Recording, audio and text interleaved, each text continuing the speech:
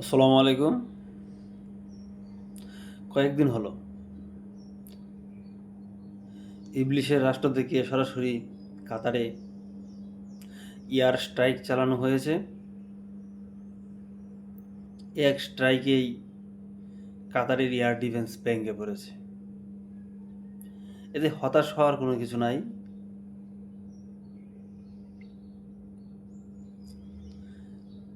যাদের অবৈধ সম্পর্ক অবৈধভাবে জন্ম দিয়েছে একটি রাষ্ট্র সম্মিলিতভাবে, সেটা হলো এই ইবলিশের রাষ্ট্র। একমাত্র যার সন্তান,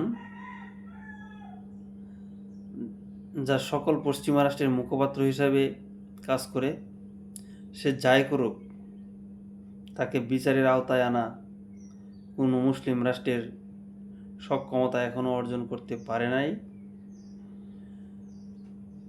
আর কোথাও কখনো যদি হয় সেটা হয়তো অনেক দেরি হবে। কখন হয় সেটাও বলা মুশকিল।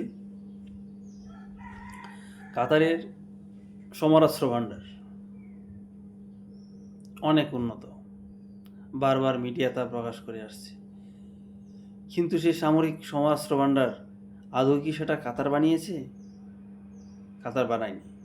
সে অন্যদের কাছ থেকে ক্রয় করে নিয়ে এসেছে। কাদের কাছ থেকে ক্রয় করেছে?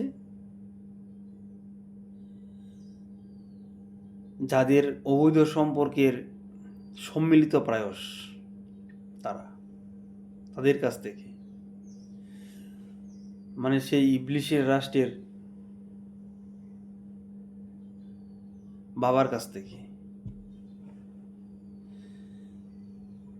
এখন ওই বাবারা যত অস্ত্রই দেখ, সেটা কিন্তু সন্তানের কোনো ক্ষতি হবে এরকম অস্ত্র তাদের দিবে না। আর যদি দিয়েও তাকে, সেটা কীভাবে নিয়ন্ত্রণ করা যায় তার ব্যবস্থাও তারা রেখে দেবে। তারই প্রমাণস্বরূপ কাতারে এয়ার স্ট্রাইক হয়েছে, কিন্তু কাতার কোনো কিছুই করতে পারে নাই। জাস্ট মূর্তির মতন ওই সমরাস্ত্র সারিবদ্ধভাবে বসিয়ে রেখেছে। এগুলা যে কোনো মূল্য নেই, এগুলা যে নিষ্ফল, এগুলা যে অন্যের দ্বারা নিয়ন্ত্রিত, তা প্রমাণ হয়েছে। কাতার, তুমি যে অস্ত্রে উন্নত আর ভিতরে শূন্য, এর যে এর চেয়ে বড় প্রমাণ আর কিছুই নেই। সেটা হলো বিগত 2 দিন আগে ইবলিশের আক্রমণ। আশা করি কাতার আরও সচেতন হবে। পিতার অস্ত্রের মুখাপেক্ষী না হয়ে নিজে কীভাবে অস্ত্র তৈরি করা যায়, নিজের দেশকে কীভাবে রক্ষা করা যায়, সেটার প্রতি মনোযোগী হবে।